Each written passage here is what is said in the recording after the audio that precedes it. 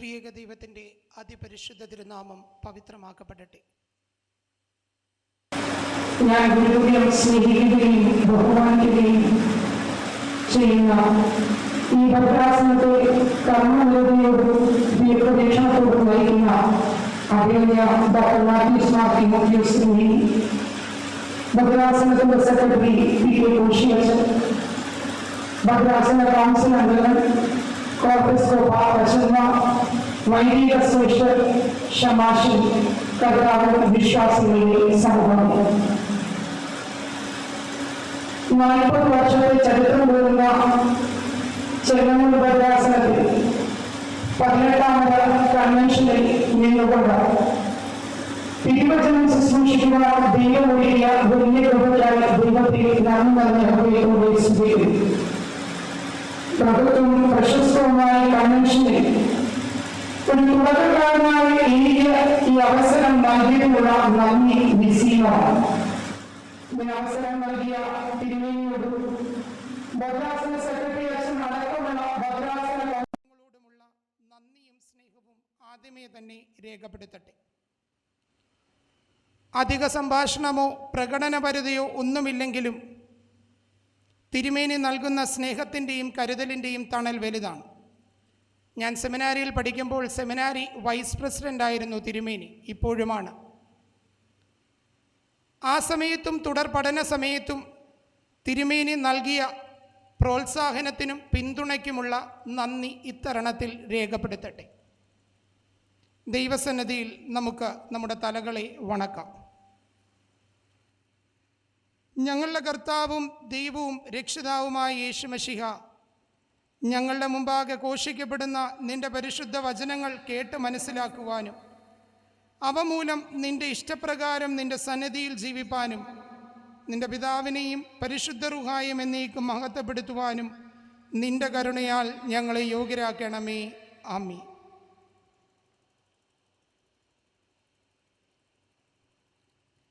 University of സിഡ്നിയിലെ centre for disability research and policy വിഭാഗത്തിൻ്റെ ഡയറക്ടറാണ് ഷെയ്ൻ ക്ലിഫ്റ്റൺ. അദ്ദേഹത്തിൻ്റെ ഒരു പുസ്തകമാണ് ക്രിപ്പിൾഡ് ഗ്രേസ്, വികലാംഗ കൃപ എന്നാണ് അതിന് നൽകാൻ കഴിയുന്ന ഒരു മലയാള പരിഭാഷ. Crippled grace, disability, virtue, ethics and the good life. മതജീവിതത്തെ, ആത്മീയതയെ, ധാർമ്മികതയെ, ആരാധനാക്രമങ്ങളെ തുടങ്ങിയവയെല്ലാം വൈകല്യത്തിൻ്റെ കണ്ണിലൂടെ കണ്ട് ഒരു വ്യാഖ്യാനം നൽകുന്നതാണ് ആ പുസ്തകം.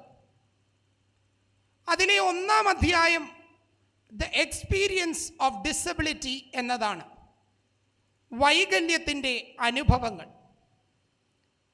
അതെഴുതാൻ അദ്ദേഹത്തെ പ്രചോദിപ്പിക്കുന്നത് സ്വന്തം ജീവിതത്തിലുണ്ടായ അനുഭവങ്ങൾ തന്നെയാണ് എന്ന് അദ്ദേഹം അതിൽ പറയുന്നുണ്ട്. അദ്ദേഹം ക്വാഡ്രിഫീലിയ എന്ന രോഗത്താൽ ബാധിച്ച് ദിവസങ്ങൾ മുന്നോട്ട് നീങ്ങുമ്പോൾ അതിലുണ്ടായ അനുഭവമാണ് അദ്ദേഹത്തെ അതിന് പ്രേരിപ്പിക്കുന്നത്. കൈയോ കാലോ ഭാഗികമായോ പൂർണ്ണമായോ തളർന്നു പോകുന്ന അവസ്ഥയാണ് ഈ രോഗം. എന്നാൽ ഈ വൈകല്യവുമായി ജീവിക്കുന്നതിൻ്റെ സന്തോഷങ്ങളെയും ബുദ്ധിമുട്ടുകളെയും കുറിച്ചുള്ള ധാരണ അദ്ദേഹം രൂപപ്പെടുത്തുന്നത് മറ്റുള്ളവരുമായുള്ള സംഭാഷണത്തിലൂടെയാണ്. അങ്ങനെ അദ്ദേഹം കണ്ടുമുട്ടിയ ഒരു വ്യക്തിയാണ് ജെയ് മക്നീൽ. തൻ്റെ സുഹൃത്താണ്, ഇരട്ട പെൺകുട്ടികളുടെ പിതാവാണ്. മാത്രമല്ല അദ്ദേഹം ഷിക്കാഗോയിലെ ഒരു വലിയ കൂട്ടായ്മയിലെ പാസ്റ്റർ കൂടിയാണ്. അദ്ദേഹം ഒരു ദൈവശാസ്ത്രജ്ഞൻ ഒന്നുമല്ല എങ്കിലും ഒരു തത്വചിന്തകൻ്റെ ആത്മാവ് അദ്ദേഹത്തിൽ ഉണ്ടായിരുന്നു. അദ്ദേഹത്തിൻ്റെ ഇരട്ട കുട്ടികളുടെ പേര് സൺഷൈൻ ആൻഡ് ജാസ്മിൻ. പേരിൽ സൺഷൈൻ ഉണ്ടായെങ്കിലും മുല്ലപ്പൂവിൻ്റെ മണമുണ്ടായെങ്കിലും ജീവിതത്തിൽ ആ മണമോ ആ പ്രകാശമോ അദ്ദേഹത്തിനുണ്ടായിരുന്നില്ല. 3 മാസം പ്രീമച്വറായാണ് ഇവർ രണ്ടും ജനിക്കുന്നത്. പരിപൂർണ രോഗികളായിരുന്നു. സൺഷൈൻ ജനിച്ച ഉടനെ 4 മാസം വെന്റിലേറ്ററിൽ കിടന്നു, 6 മാസം NICUവിലും. ജാസ്മിൻ സൺഷൈനെ അപേക്ഷിച്ച് നോക്കുമ്പോൾ 2 മാസം മാത്രമാണ് കിടന്നത്.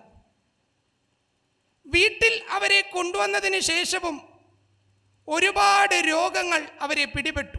കാര്യങ്ങൾ അത്ര പന്തിയല്ലായിരുന്നു. 12 വയസ്സുള്ളപ്പോൾ സൺഷൈന് സെറിബ്രൽ പാൽസി എന്ന രോഗം പിടിപെടുകയാണ്. സ്വന്തം മസിൽസിൻ്റെ മേലുള്ള നിയന്ത്രണം നഷ്ടപ്പെടുക, അതുമൂലം നമ്മുടെ മൂവ്മെൻറ്റും ബാലൻസും നാം ഉദ്ദേശിക്കുന്നത് പോലെ നടക്കാതെ വരിക, അതാണ് ആ രോഗത്തിൻ്റെ പ്രത്യേകത. അങ്ങനെ തൻ്റെ മക്കൾക്ക് രോഗങ്ങളെ നേരിട്ട വെല്ലുവിളികളെ കൂടാതെ അദ്ദേഹം മറ്റൊരു വെല്ലുവിളിയെ നേരിട്ടു എന്നാണ് പറയുന്നത്.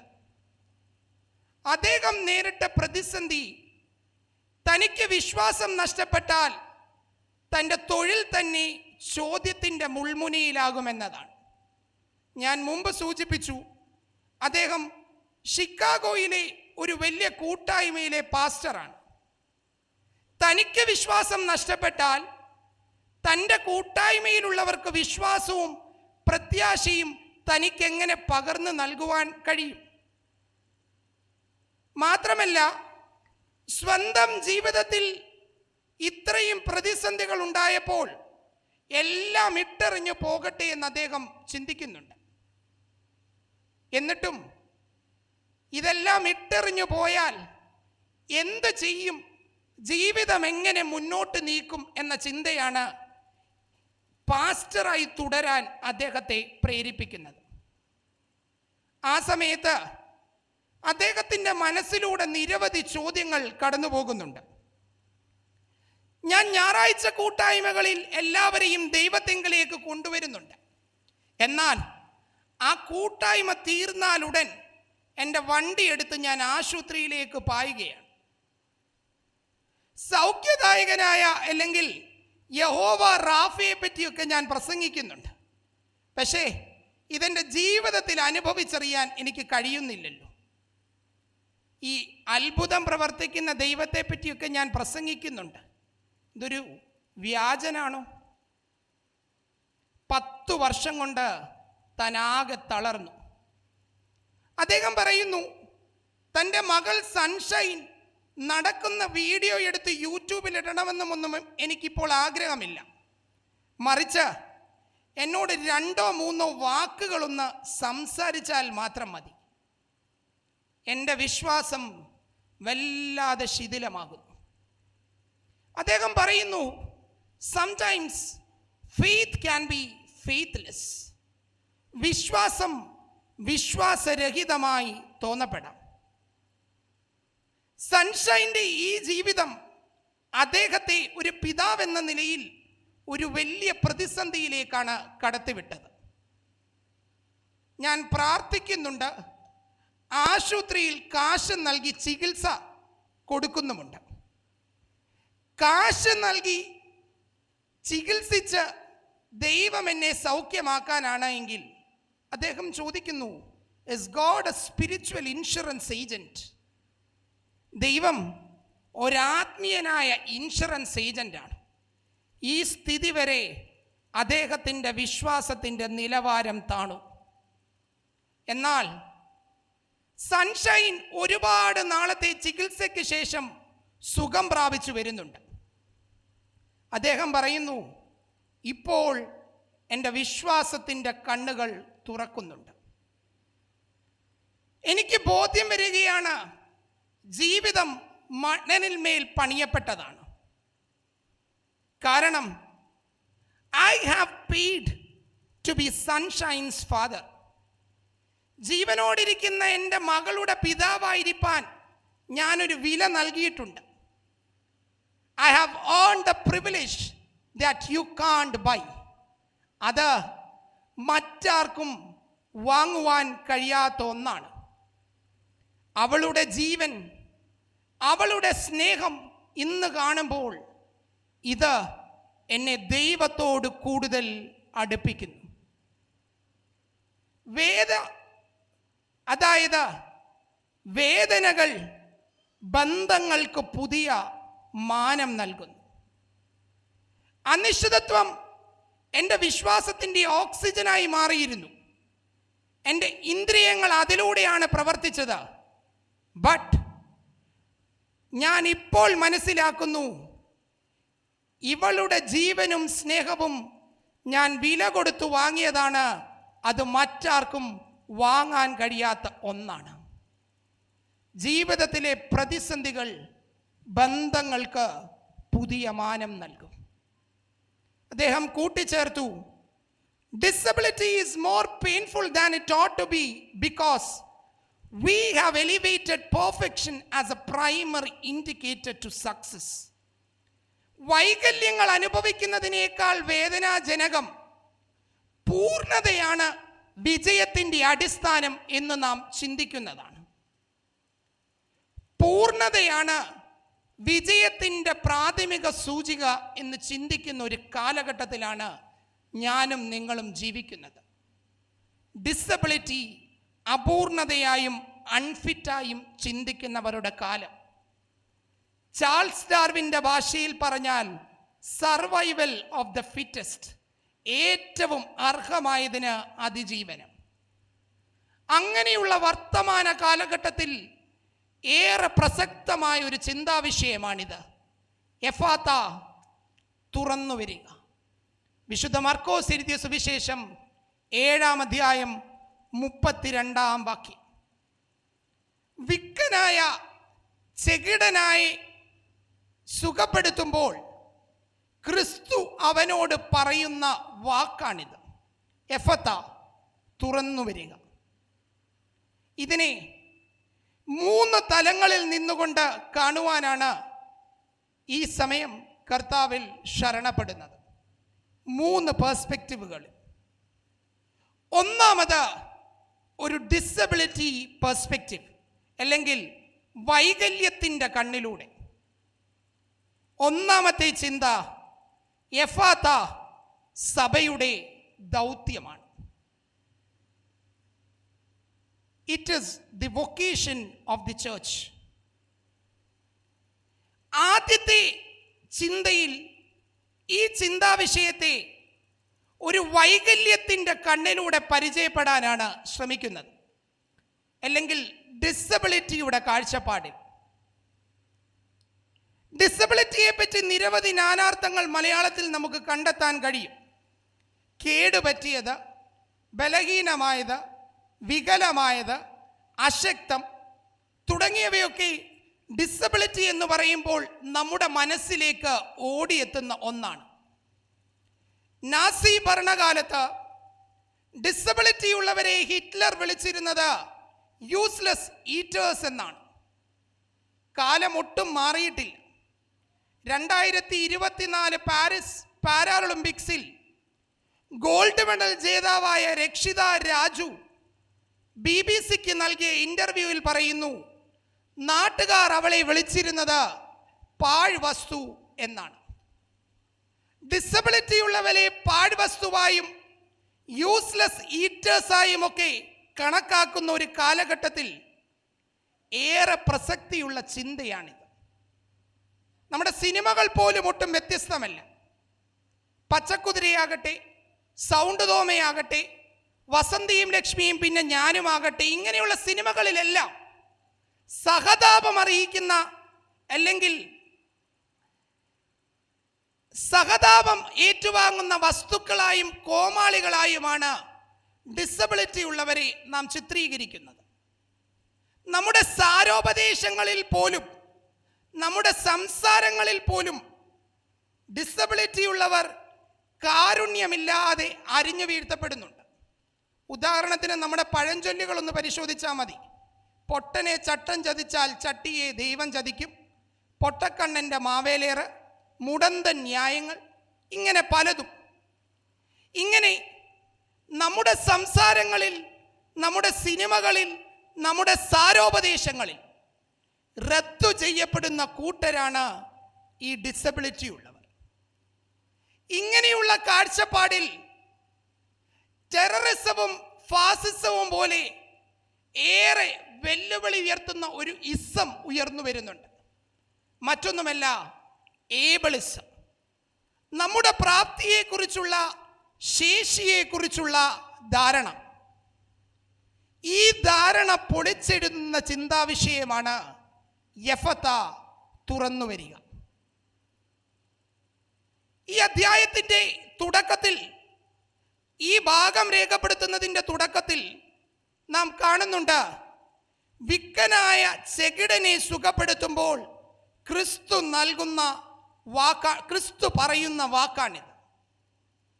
ഹീലിംഗ് ഓഫ് എ ഡെഫ്യൂട്ട് മാൻ. ഈ മനുഷ്യൻ ആരാണ് എന്ന് ചെറു സൂചനകൾ ആ വേദഭാഗം നൽകുന്നുണ്ട്. അവൻ ഏത് നാട്ടുകാരനാണ് എന്ന് പരിചയപ്പെടുത്താനാണ് 31-ാം വാക്യം ശ്രമിക്കുന്നത്. 4 സ്ഥലങ്ങളുടെ പേരവിടെ പറയുന്നുണ്ട്: സോർ, സീദോൻ, ദക്കപ്പോലീസ്, ഗലീലക്കടൽ. പലസ്തീന്റെ ഭൂമിശാസ്ത്രം പരിശോധിക്കുമ്പോൾ ഗലീലക്കടലിൽ നിന്ന് വളരെ ദൂരെ 40 മൈൽ അകലെ സ്ഥിതി ചെയ്യുന്ന നഗരങ്ങളാണ് സോറും സീദോനും. സീദോൻ സോറിന്റെ വടക്കുവശത്തും സോർ ഗലീലക്കടലിന്റെ വടക്കുവശത്തുമാണ്. ഗലീലക്കടലിന്റെ തെക്കു കിഴക്കായി സ്ഥിതി ചെയ്യുന്ന നഗരമാണ് ദക്കാപോലീസ്. ദക്ക എന്നാൽ 10, പോലീസ് എന്നാൽ നഗരം. ദക്കപ്പോലീസ് 10 നഗരങ്ങളുടെ ഒരു കൂട്ടം. ഇത് ക്രിസ്തു യാത്ര ചെയ്യുന്നതായി പറഞ്ഞ ഈ വഴി അത്ര പെട്ടെന്ന് യാത്ര ചെയ്യാൻ കഴിയുന്ന ഒന്നല്ല. ഇത് ഒരു ചാക്രിക പാതയാണ്, ഏറെ സമയമെടുക്കുന്ന യാത്രയാണ്. ഉദാഹരണത്തിന്, എനിക്ക് ഇവിടുന്ന് പരുമലയിലേക്ക് വേണമെങ്കിൽ പാണ്ടനാട് ചെന്ന് പോകാം. എന്നാൽ പാണ്ടനാട് ചെന്ന് പോകാതെ തിരുവല്ലയിൽ ചെന്ന് പരുമലയിൽ പോകുന്ന പോലുള്ള യാത്രയാണ് ക്രിസ്തു ഇവിടെ നടത്തുന്നത്. ഈ യാത്ര സഭ പിന്നീട് നടത്താനിരിക്കുന്ന സുവിശേഷ പ്രഘോഷണ യാത്രയുടെ മുന്നോടിയാണ്. ആ സ്ഥലത്തിൻ്റെ പ്രത്യേകതകളിൽ നിന്നും നാം അനുമാനിക്കേണ്ടത്, അവൻ്റെ അടുക്കലേക്ക് അവർ കൊണ്ടുവന്ന വിക്കനായ ചെകിടനായ മനുഷ്യൻ ഒരു വിജാതീയനാണ് എന്നാണ്. മാത്രമല്ല, 5-ാം അധ്യായം 1 മുതൽ 20 വരെയുള്ള വാക്യങ്ങളിൽ അശുദ്ധാത്മാവ് ബാധിച്ച ഒരു മനുഷ്യനെ സുഖപ്പെടുത്തുന്നുണ്ട്.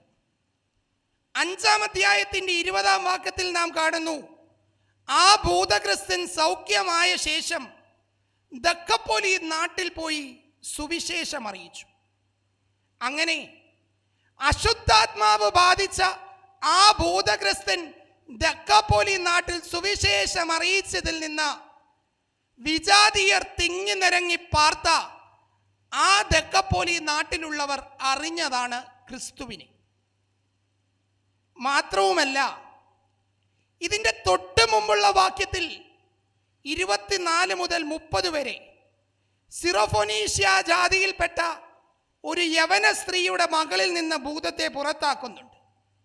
അത് വിജാതീയ സ്ത്രീയുടെ സൗഖ്യമാണ് എങ്കിൽ ഇവിടെ ഒരു വിജാതീയ പുരുഷന്റെ സൗഖ്യമാണ്.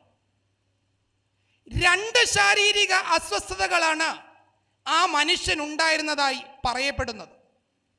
1, അവൻ ചെകിടനായിരുന്നു. 2, അവൻ വിക്കനായിരുന്നു. എന്ത് തന്നെയാണെങ്കിലും നമുക്ക് പറയാം, he was a man with disability. വൈകല്യമുള്ള ഒരു മനുഷ്യനായിരുന്നു അദ്ദേഹം. മലയാളത്തിൽ അദ്ദേഹത്തിൻ്റെ രോഗത്തിന് ഉപയോഗിക്കുന്ന പദം വിക്കനും ചെകിടനുമായ മനുഷ്യൻ എന്നാണ്. ഇംഗ്ലീഷിൽ ഉപയോഗിക്കുന്നത് a deaf mute man. ഇത് 2 അദ്ദേഹത്തിൻ്റെ രോഗാവസ്ഥയെ വിശേഷിപ്പിക്കുന്നതിൻ്റെ ആഴം മനസ്സിലാക്കാൻ അത്ര പോരാ. പുതിയ നിയമം എഴുതപ്പെട്ട ഗ്രീക്ക് മൂലഭാഷയിൽ അദ്ദേഹത്തിൻ്റെ രോഗാവസ്ഥയെ സൂചിപ്പിക്കുവാൻ ഉപയോഗിക്കുന്ന പദം കൊഫോൺ കായ് മൊഗിലാഗോൺ എന്നാണ്. കൊഫോൺ കായ് മൊഗിലാലോൺ. ലൂക്കോസിന്റെ സുവിശേഷത്തിൽ 1-ാം അധ്യായത്തിന്റെ 22-ാം വാക്യത്തിൽ സക്കറിയ പുരോഹിതന് ശേഷം വെളിപാടുണ്ടായതിനു ശേഷം ഉണ്ടായ അവസ്ഥയെ സൂചിപ്പിക്കുന്നതും ഇതേ പദം വച്ചാണ്. മാത്രമല്ല ഇതിന് 2 അർത്ഥതലങ്ങളാണുള്ളത്. ഒന്ന്, who is unable to articulate or speak, unable to articulate or speak or mute. ഒന്നീ ഊമനായിരിക്കുക, അതുമാത്രമല്ല സ്ഫുടമായി സംസാരിക്കാൻ കഴിയാതിരിക്കുന്ന ആളെയും ഇതേ പദം ഉപയോഗിച്ചാണ് അഭിസംബോധന ചെയ്യുന്നത്. 2, who is blunt or dull. പെട്ടെന്നൊരു കാര്യം ഗ്രഹിച്ചെടുക്കാൻ പറ്റാത്ത അവസ്ഥ. ന്യൂ ജനറേഷൻ ഭാഷയിൽ പറഞ്ഞാൽ ട്യൂബ്ലൈറ്റ് പോലത്തെ അവസ്ഥ. Not so sharp. ഒരു കാര്യം പറയുന്നതിനെ പെട്ടെന്ന് ഗ്രഹിച്ചെടുക്കാൻ പറ്റില്ല. ഇത് രണ്ടും ഒരേ രോഗാവസ്ഥയുടെ സൂചനയാണ്. Man's inability to hear which makes his speech so imperfect. ഒരു മനുഷ്യന് കേൾക്കാൻ കഴിയാതിരിക്കുക, കേൾക്കാൻ കഴിയാത്തത് മൂലം അവൻ എന്താണ് സംസാരിക്കുന്നതെന്ന് അവന് തന്നെ അറിയാതെ വരിക. എന്തു തന്നെയാണെങ്കിലും he was a man with disability. ഇങ്ങനെ വിക്കരും ചെകിടരുമായ ആളുകളെ യഹൂദ നിയമം സംരക്ഷിക്കുന്നുണ്ട് എങ്കിലും സ്ത്രീകളുടെയും അടിമകളുടെയും ദുർബലന്മാരുടെയും ഗണത്തിലാണ് അവരെ യഹൂദ നിയമത്തിൽ കണക്കാക്കിയിരുന്നത്. അവനെയാണ് ക്രിസ്തുവിൻ്റെ അടുക്കലേക്ക് കൊണ്ടുവന്ന് അവൻ്റെ മേൽ കൈവയ്ക്കണമെന്ന് അവർ അപേക്ഷിക്കുന്നത്. ക്രിസ്തു അവനെ എന്ത് ചെയ്തു? യേശു അവനെ തനിച്ച് സൂക്ഷിച്ച് കൊണ്ടുപോയി. 2, അവൻ്റെ ചെവി തുറക്കുന്നതിന് വേണ്ടി അവൻ്റെ ചെവിയിൽ വിരലിട്ടു. 3, അവൻ്റെ നാവ് തുറക്കുന്നതിനു വേണ്ടി തുപ്പി അവൻ്റെ നാവിനെ തൊട്ടു. അവനെ തുപ്പി എന്നതുകൊണ്ട് അതൊരു അവഗണനയായി നാം കാണേണ്ടതില്ല. ഇത് പരിഹാസത്തോടെയോ ആട്ടിത്തുപ്പുന്നതോ അല്ല, മറിച്ച് തുപ്പൽ കൊണ്ടുള്ള ചികിത്സ അന്നത്തെ യഹൂദ സംസ്കാരത്തിൻ്റെ ഒരു ചികിത്സാ രീതിയായിരുന്നു. മർക്കോസിന്റെ സുവിശേഷം 8-ാം അധ്യായം ഇതിൻ്റെ തൊട്ടടുത്ത അധ്യായത്തിൽ 22 മുതൽ 26 വരെയുള്ള വാക്യങ്ങളിൽ ബത്സയിദയിലെ കുരുടനെ സുഖപ്പെടുത്തുമ്പോൾ ക്രിസ്തു അവൻ്റെ കണ്ണിൽ തുപ്പുന്നുണ്ട്.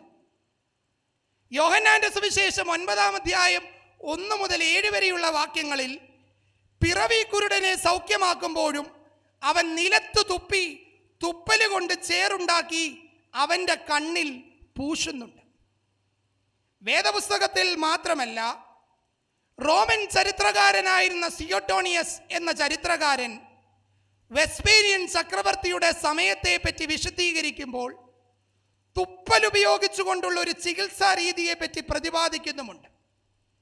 അങ്ങനെയെങ്കിൽ തുപ്പൽ ഉപയോഗിച്ച് അവനെ സുഖപ്പെടുത്തി എന്നത് ഒരു അവഗണനയോ അവഹേളനമോ അല്ല, മറിച്ച് അതൊരു ശുശ്രൂഷയാണ്. ക്രിസ്തു അവൻ്റെ അവയവങ്ങളെ തൊട്ട് സൗഖ്യമാക്കിയിട്ട് അവനോട് പറയുകയാണ്, യഫത്ത, തുറന്നു വരിക. ഇത് സഭയുടെ ദൗത്യമാണ്. To touch and treat the disabled. വൈകല്യങ്ങൾ അനുഭവിക്കുന്നവരോട് സഭ പറയുന്നു, നിങ്ങളുടെ മുമ്പിൽ വാതിലുകൾ കൊട്ടിയടക്കപ്പെട്ടിട്ടില്ല. നിങ്ങൾ തുറന്നകത്തേക്ക് പ്രവേശിക്കുക, തുറന്നു വരിക. എഫത്ത. ഞാൻ ആ പദം സൂചിപ്പിച്ചപ്പോൾ ഉപയോഗിച്ച 2-ാമത്തെ പദം ലാലോസ് എന്ന പദമാണ്. നമുക്കറിയാം, പഴയ നിയമം എഴുതപ്പെട്ടത് എബ്രായ ഭാഷയിലാണ്. ആ എബ്രായ ഭാഷയുടെ ഗ്രീക്ക് പരിഭാഷയാണ് സെപ്റ്റുവജന്റ്. സെപ്റ്റുവജന്റിൽ ഒരൊറ്റ വട്ടം മാത്രമാണ് ഈ പദം ഉപയോഗിച്ചിരിക്കുന്നത്. യെശയ്യാ പ്രവാചകന്റെ പുസ്തകം 35-ാം അധ്യായം 6-ാം വാക്യം. അതിൽ യെശയ്യാ പ്രവാചകൻ ഒരു മശിഹായെക്കുറിച്ചുള്ള പ്രതീക്ഷ പറയുമ്പോൾ പങ്കുവെക്കുന്ന വാക്കാണ് മൊഗിലാലോസ്.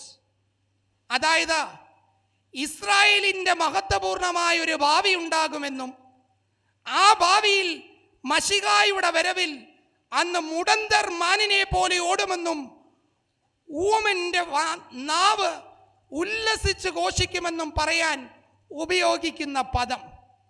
അതായത് അവരുടെ മശിഹായെ പറ്റിയുള്ള പ്രതീക്ഷയാണ് ഊമന്റെ വാതുറക്കുക.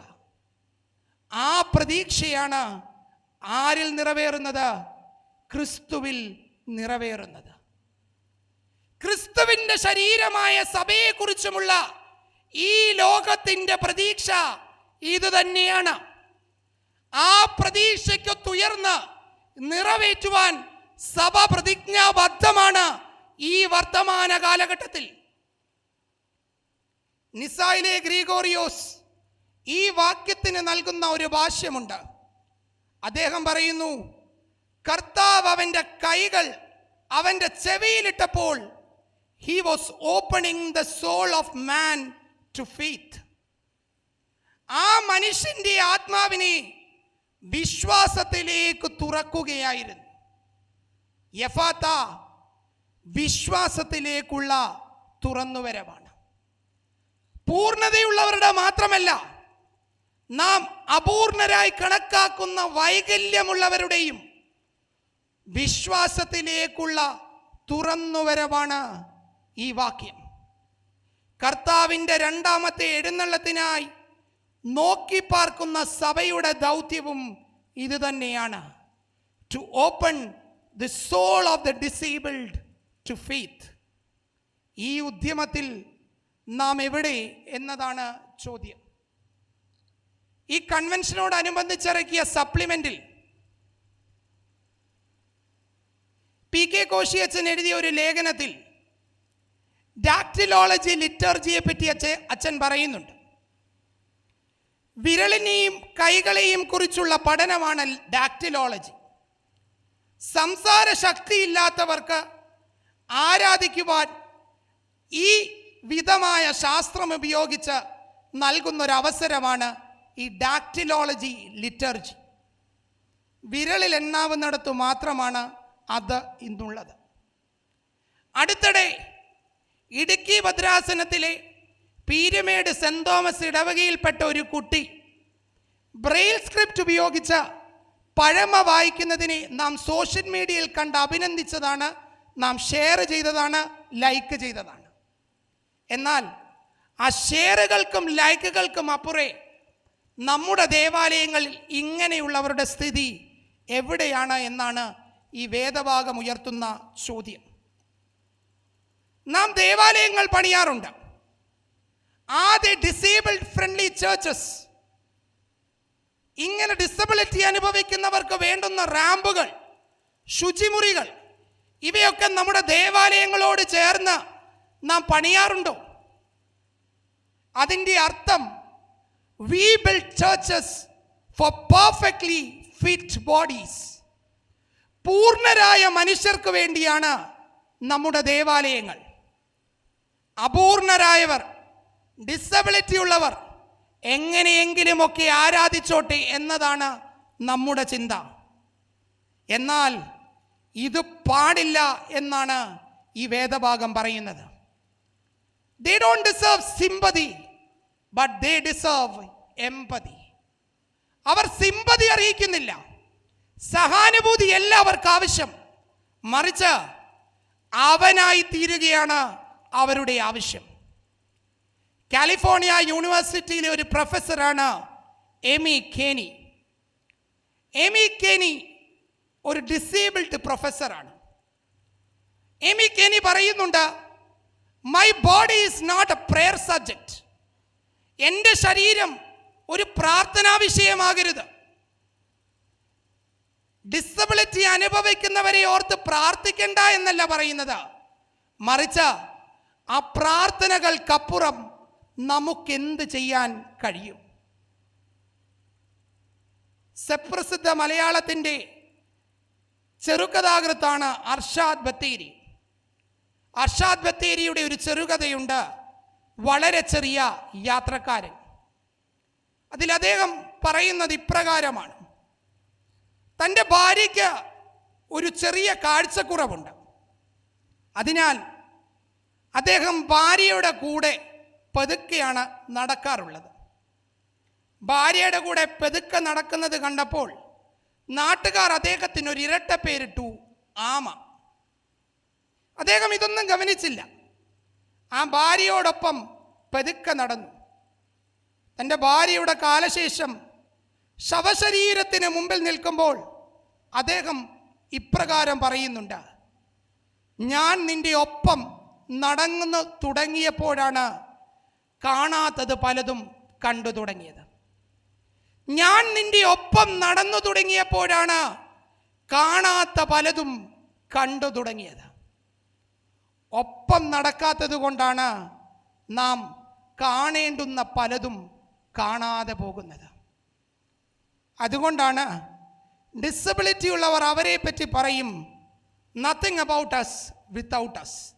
ഞങ്ങളില്ലാതെ ഞങ്ങളെക്കുറിച്ച് ഒരു ചർച്ചയും വേണ്ട. Who are the disabled in the 21st century? ഉത്തരാധുനികതയുടെ 21ാം നൂറ്റാണ്ടിൽ ആരാണ് ഇപ്രകാരം വൈകല്യമുള്ളവർ? They are the invisible. കണ്ടെത്തുവാൻ, നമ്മുടെ കണ്ണുകൾ ഓടിക്കുമ്പോൾ കണ്ടെത്തുവാൻ കഴിയാത്ത ഒരുപാട് ജീവിതങ്ങളുണ്ട്. അവർ ദി മാർജിനലൈസ്ഡ്, പാർശ്വവൽക്കരിക്കപ്പെട്ടവർ, ദി ഡിസംപവേർഡ്, അധികാര ശ്രേണിയുടെ അടിത്തട്ടിലുള്ളവർ, ദ സൈലൻസ്ഡ്, അധികാര ശ്രേണിയുടെ മുകളിലുള്ളവരാൽ അടിച്ചമർത്തപ്പെട്ടവർ, നിശബ്ദരാക്കപ്പെട്ടവർ. അവർക്ക് സഭ ഒരു ക്രിപ്പ് സ്പേസ് ആകണം. അതായത് ബലഹീനരുടെ, അശക്തരുടെ ഒരിടമായി സഭ മാറണം. അതാണ് സ്തോത്ര ശുശ്രൂഷയിൽ US പ്രസിഡന്റായ ഡൊണാൾഡ് ട്രംപിനോട് അവിടുത്തെ ബിഷപ്പായ മറിയൻ എഡ്ഗർ ബുഡെ പറയുന്നത്. Church as A ക്രിപ്പ് space. മലയാളത്തിൻ്റെ സുപ്രസിദ്ധ കവിയായ NN കക്കാടിൻ്റെ സുപ്രസിദ്ധമായ കവിതയാണ് സഫലമീ യാത്ര. ആ കവിത കൂടി അവസാനിപ്പിച്ച് ഒന്നാമത്തെ ചിന്ത അവസാനിപ്പിക്കാം. സഫലമീ യാത്രയിൽ കവി കുറിക്കുന്നു: കാലം ഇനി ഉരുളും, വിഷു വരും, വർഷം വരും, തിരുവോണം വരും. പിറന്ന ഓരോ തളിരിനും പൂ വരും, കായ് വരും. അപ്പോൾ ആരെന്നും എന്തെന്നും ആർക്കറിയാം.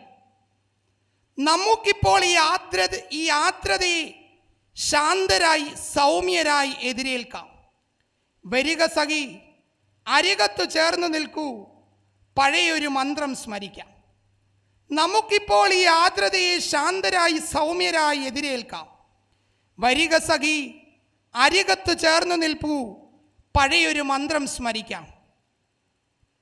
അന്യോന്യം ഊന്നുവടികളായി നിലനിൽക്കാം സഫലമീ യാത്ര.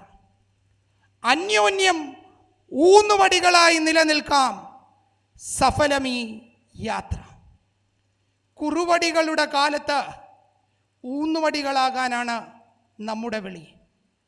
എഫത്ത സഭയുടെ ദൗത്യമാണ്.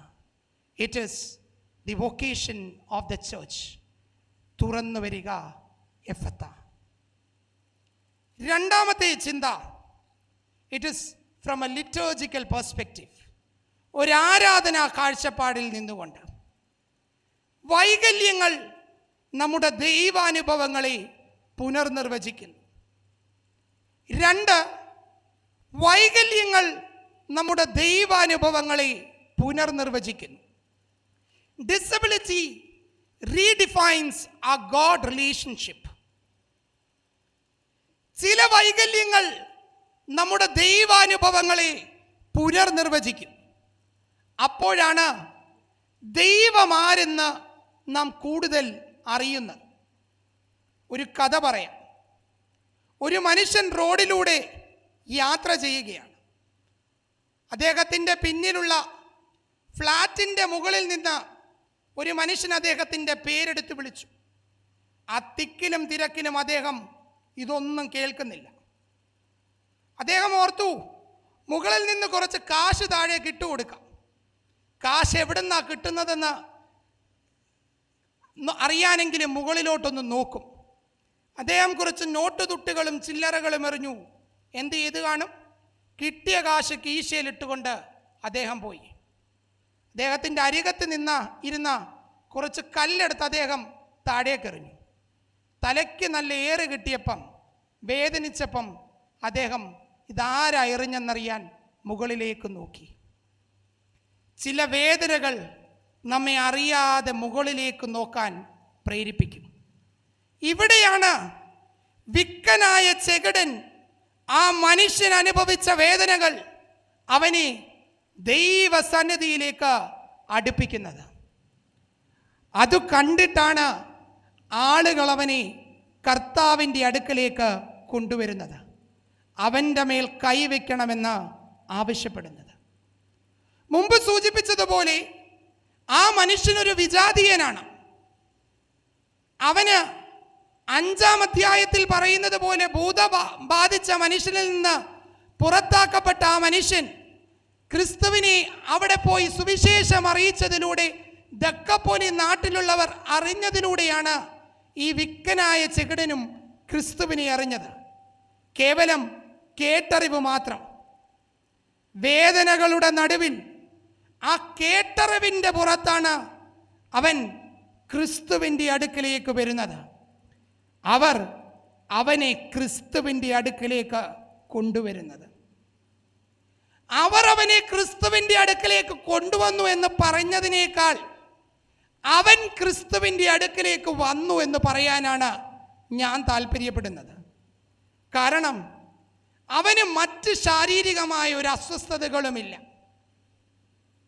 കൈക്കോ കാലിനോ ഒന്നും ഒരു തളർച്ചയേ ഇല്ല.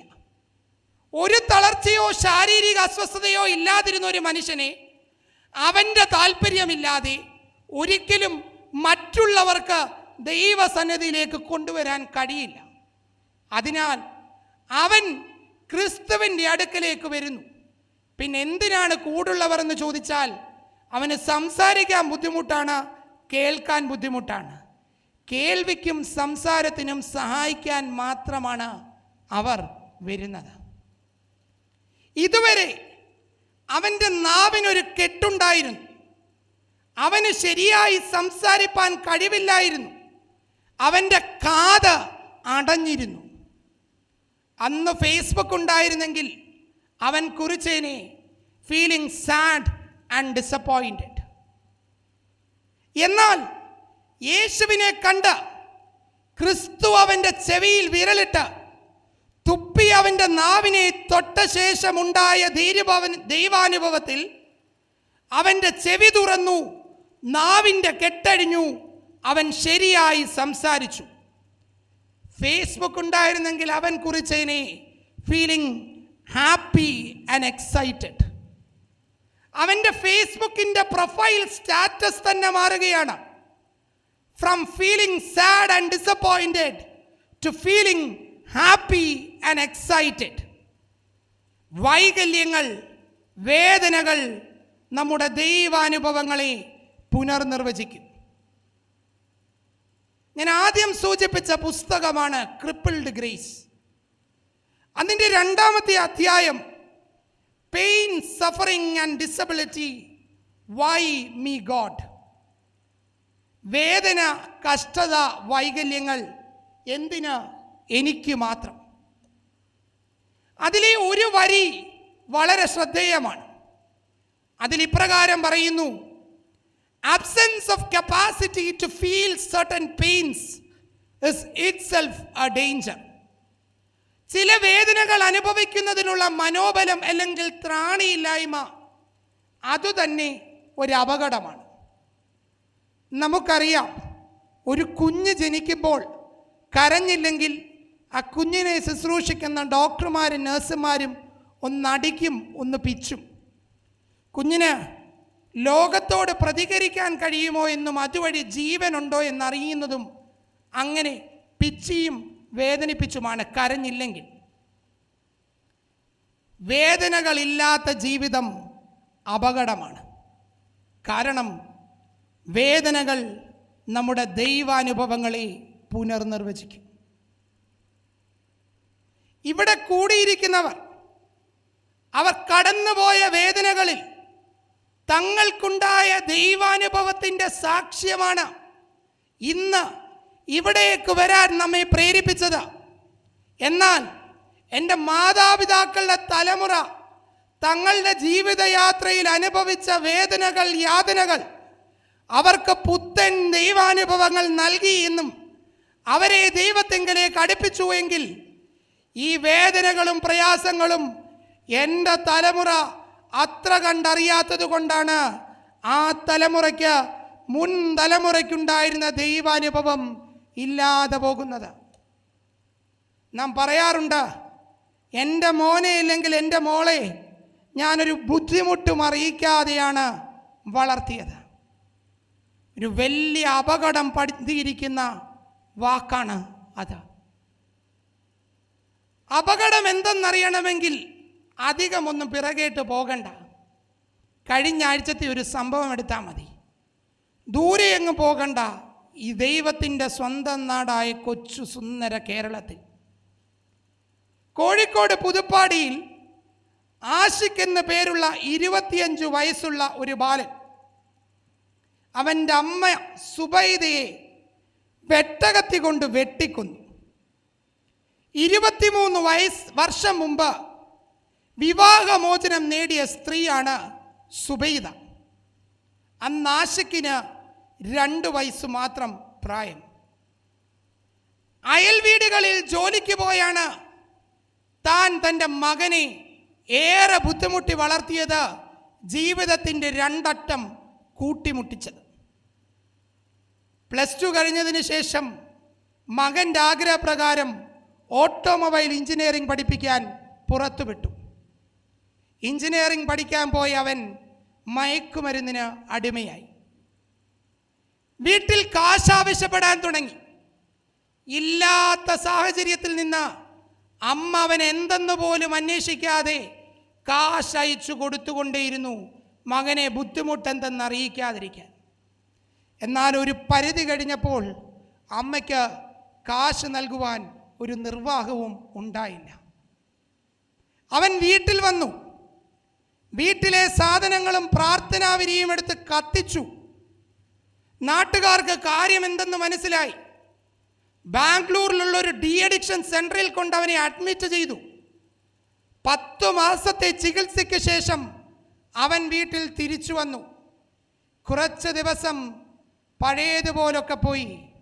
വീണ്ടും തദൈവ അവൻ മയക്കുമരുന്നിനടിമയായി. ഒടുവിൽ കാശിനു വേണ്ടി അമ്മയോട് വീടും സ്ഥലവും വിൽക്കാൻ ആവശ്യപ്പെട്ടു. കാശിനു വേണ്ടി തർക്കിച്ചു. ഒടുവിൽ അയൽവക്കത്തെ വീട്ടിൽ പോയി വെട്ടകത്തി എടുത്തു കൊണ്ടുവന്ന് അമ്മയുടെ തലയ്ക്ക് നിഷ്ഠൂരം വെട്ടി.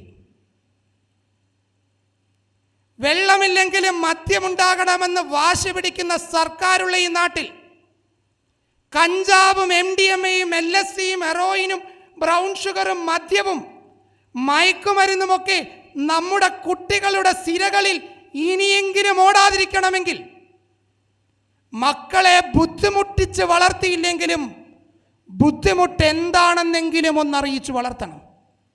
അങ്ങനെ സംഭവിച്ചാൽ അവരുടെ ദൈവാനുഭവങ്ങൾക്ക് ഒരു പുനർനിർവചനമുണ്ടാകും.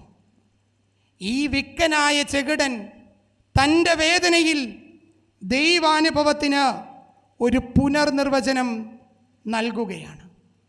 സുഖം പ്രാപിച്ച അവൻ എന്ത് ചെയ്തു എന്ന് ശ്രദ്ധിക്കണം. ഇതാരോടും പറയരുതെന്ന് ക്രിസ്തു പറയുന്നുണ്ട് എങ്കിലും അവൻ എത്ര കൽപ്പിച്ചുവോ അത്രയും അവർ പ്രസിദ്ധരാക്കി എന്നാണ് പറയുന്നത്. അതായത് he proclaimed the gospel. അവർ സുവിശേഷം പ്രസിദ്ധമാക്കി ദൈവത്തെ സ്തുതിച്ചു. സുറിയാനി പിതാവായ അപ്രേം ഇതിന് നൽകുന്ന ഒരു ഭാഷ്യമുണ്ട്. The architect of the whole body heals him. ശരീരത്തിൻ്റെ ശില്പിയാണ് അവനെ സുഖപ്പെടുത്തിയത്. One who give Adam speech gives him speech. ആദമിന് സംസാരശക്തി നൽകിയവനാണ് അവന് സംസാരശക്തി നൽകുന്നത്. With that he praised God and proclaimed gospel. അതുവഴി അവൻ ദൈവത്തെ സ്തുതിച്ചു, സുവിശേഷം അറിയിച്ചു. ക്രിസ്തു അവനോട് പറയുന്നു, എഫത്ത, തുറന്നു വരിക. എന്തിലേക്കാണ് തുറന്നു വരേണ്ടത്? മിലാനിലെ അംബ്രോസ് എന്ന പിതാവ് പറയുന്നു, B opened towards the opening up of mystery. തുറന്നു വരേണ്ടത് രഹസ്യങ്ങളുടെ വെളിപാടിലേക്കാണ്. അതായത് ആരാധനയിലേക്കും കൂദാശയിലേക്കുമാണ് എഫത്ത എന്ന ക്ഷണം. തുറന്നു വന്ന് അടഞ്ഞിരുന്ന ചെവി തുറന്നതിലൂടെ വചനം കേൾക്കുക. കെട്ടപ്പെട്ട നാവ് അഴിക്കപ്പെട്ടതിലൂടെ അവന് സ്തുതി പാടുക.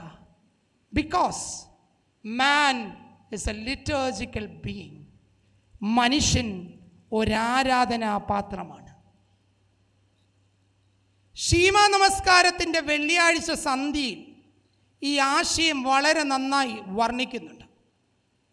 അതിലെ രണ്ടാമത്തെ കോലോ തുടങ്ങുന്നത് ഇപ്രകാരമാണ്: സൃഷ്ടിച്ചന്മേൽ നിൻ കൈവച്ചു ആദിനാദത്തെ ദൈവം വെള്ളിതിനെ മണ്ണാലുളവാക്കി കൽപ്പിച്ചേകുകയായി ജീവാശ്വാസമതും സ്തോത്രം പാടിയിടുവാൻ ആലേലുയ്യ ഊഹ ലേലുയ്യ വാക്കിൻ വൈഭവവും. അതിൻ്റെ ഗദ്യം ഇപ്രകാരമാണ്: എൻ്റെ മേൽ നിന്റെ കൈവച്ച് എന്നെ മെനഞ്ഞുണ്ടാക്കി. ആദിയിൽ വെള്ളിയാഴ്ച ദിവസം ദൈവം മണ്ണുകൊണ്ട് ആദാമിനെ മെനഞ്ഞുണ്ടാക്കി. അവനിൽ ജീവശ്വാസമൂതി സൃഷ്ടാവിനെ സ്തുതിച്ചു സ്തോത്രം ചെയ്യുവാൻ തക്കവണ്ണം സംസാര ശക്തിയുള്ളവനാക്കി. ഈ വിക്കനായ ചെകിടനും ദൈവം നൽകിയത് അതാണ്: സൃഷ്ടാവിനെ സ്തുതിച്ചു സ്തോത്രം ചെയ്യുവാൻ തക്കവണ്ണം അവനെ സംസാര ശക്തിയുള്ളവനാക്കി. നമ്മെ സംസാര ശക്തിയുള്ളവരാക്കി തീർത്തത് ദൈവത്തെ സ്തുതിച്ച് സ്തോത്രം ചെയ്യുവാനാണ്. അതുകൊണ്ടാണ് നമ്മുടെ പ്രാർത്ഥനയിൽ, നമ്മുടെ ആരാധനയിൽ ഈ സ്തുതി സ്തോത്രങ്ങൾ നിറഞ്ഞു നിൽക്കുന്നത്.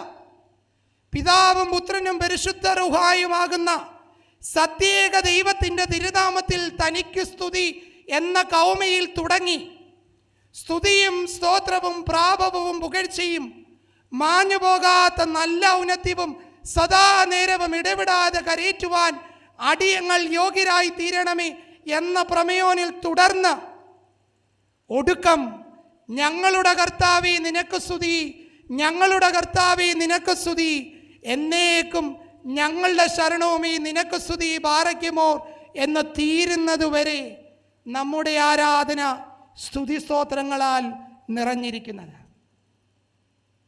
ഞാൻ എൻ്റെ UGയും PGയും പഠിച്ചത് മദ്രാസ് ക്രിസ്ത്യൻ കോളേജിലാണ്. BComഉം MSW.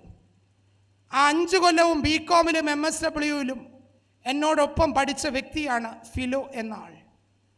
ഇന്ന് മർത്തോമ സഭയിലെ ഒരു വൈദികനാണ്. തിരുവനന്തപുരം പാറ്റൂർ മർത്തോമ പള്ളിയുടെ അസിസ്റ്റന്റ് വികാരി. ഫിലോ അച്ഛൻ്റെ പിതാവും ഒരു വൈദികനാണ്, വർഗീസ് ജേക്കബ് അച്ഛൻ. 2017-20 കാലഘട്ടത്തിൽ ചെങ്ങന്നൂർ അരമനയോട് ചേർന്നുള്ള തിട്ടമേൽ മർത്തോമ പള്ളിയുടെ വികാരിയായി സേവനമനുഷ്ഠിച്ചിട്ടുണ്ട്. അച്ഛൻ്റെ കൊച്ചമ്മ മിനി കൊച്ചമ്മ. ഞങ്ങൾ കോളേജിൽ പഠിക്കുന്ന സമയത്ത് മദ്രാസിലായതിനാൽ നല്ല രുചിയുള്ള ഭക്ഷണവും എല്ലാം ഉണ്ടാക്കി കൊടുത്തു വിടുമായിരുന്നു. അങ്ങനെ കൊച്ചമ്മയുമായി നല്ല അടുപ്പമുണ്ട്. അടുത്തിടെ ഒന്നറിയാൻ കഴിഞ്ഞു. 2024 ഫെബ്രുവരിയിൽ കൊച്ചമ്മയുടെ കയ്യിലൊരു കുരു വന്നു. ആദ്യം ചൂടുകുരു ആണ് എന്ന് കരുതി അത് അവഗണിച്ചു. എങ്കിലും തിരുവനന്തപുരത്തുള്ള ജൂബിലി ഹോസ്പിറ്റലിലെ ഡോക്ടർ MM ജേക്കബിനെ കൊച്ചമ്മ കൊണ്ടുവന്ന് കാണിച്ചു. ഫെബ്രുവരി 26, 2024. ചൂടുകുരു ആണെന്ന് കരുതി ഡോക്ടറും ആദ്യം ആൻറ്റിബയോട്ടിക് ഒക്കെ കൊടുത്തു. എന്നാൽ ആ റൂമിൽ നിന്ന് ഇറങ്ങാൻ തുടങ്ങിയപ്പോൾ ഡോക്ടർ പറഞ്ഞു, ഒരു സംശയം ബാക്കി വെക്കേണ്ട, നമുക്കൊരു ബ്ലഡ് ടെസ്റ്റ് നടത്തിയേക്കാം. ബ്ലഡ് ടെസ്റ്റ് നൽകി. പിറ്റേന്ന് ഇപ്പോൾ അച്ഛൻ മാവേലിക്കര ആയതിനാൽ ഫിലോ അച്ഛൻ്റെ അടുക്കൽ നിന്ന് മാവേലിക്കരയിലേക്ക് മടങ്ങാൻ തുടങ്ങുമ്പോൾ ഡോക്ടറിൻ്റെ കോള് വന്നു. ബ്ലഡിൽ അസ്വാഭാവികമായ ഒരു വേരിയേഷനുണ്ട്. അതിനാൽ വെല്ലൂരുള്ള CMCയിലോ തിരുവനന്തപുരം RCCയിലോ ഒന്ന് കാണിക്കണം. കൊച്ചമ്മ തിരുവനന്തപുരം RCCയിൽ അത് കാണിച്ചു. രോഗം സ്ഥിരീകരിച്ചു, അക്യൂട്ട് മൈലോയിഡ് ലുക്കീമിയ അല്ലെങ്കിൽ ബ്ലഡ് ക്യാൻസർ. 97% ബ്ലഡ് സെല്ലുകളെയും അത് ആ സമയം കൊണ്ട് ബാധിച്ചു കഴിഞ്ഞിരുന്നു. ബോൺ മാരോ ടെസ്റ്റ് നടത്തി. അതിനുശേഷം 7 ദിവസത്തെ നീണ്ട ഹൈഡോസ് കീമോ തന്നെ നടത്തി. വീണ്ടും ബോൺ മാരോ ടെസ്റ്റ് നടത്തിയപ്പോൾ 25% അത് കുറഞ്ഞിട്ടുള്ളൂ. അത് പോരാ, 5% താഴെയാകണമെന്ന് പറഞ്ഞ് വീണ്ടും കീമോ റേഡിയേഷൻ എടുത്തുകൊണ്ടിരിക്കുകയാണ്. ഇതിനെപ്പറ്റി കൊച്ചമ്മ ഒരു അനുഭവക്കുറിപ്പ് മർത്തോമാ സഭയുടെ സേവികാ സംഘത്തിൻ്റെ മാസികയായ വനിതാബോധിനിയിൽ പ്രസിദ്ധീകരിക്കുകയുണ്ടായി. 2024 ഓഗസ്റ്റ് ലക്കത്തിൽ കൊച്ചമ്മ പറയുന്നു, ആശുപത്രിയാണ് ഏറ്റവും വലിയ ആരാധനാലയം എന്ന തിരിച്ചറിവിലാണ് ഞാനിപ്പോൾ. കാരണം തൊട്ടടുത്ത വാക്യത്തിൽ പറയുന്നുണ്ട്, വിശ്വാസത്തിൽ കൂടുതൽ ബലപ്പെടുവാൻ സഹായിച്ച ഒരിടത്തെ ദേവാലയം എന്നല്ലാതെ എന്തു പറയാനാണ്. എനിക്ക് ഇപ്രകാരം ഒരു രോഗമുണ്ടായെന്നറിഞ്ഞപ്പോൾ ഞാൻ കർത്താവിൻ്റെ ഗത്സമനയിലെ പ്രാർത്ഥന ഓർത്തു. ടെസ്റ്റുകൾക്ക് പോയപ്പോൾ എനിക്ക് ഒരുപാട് ആശങ്കകളുണ്ടായിരുന്നു.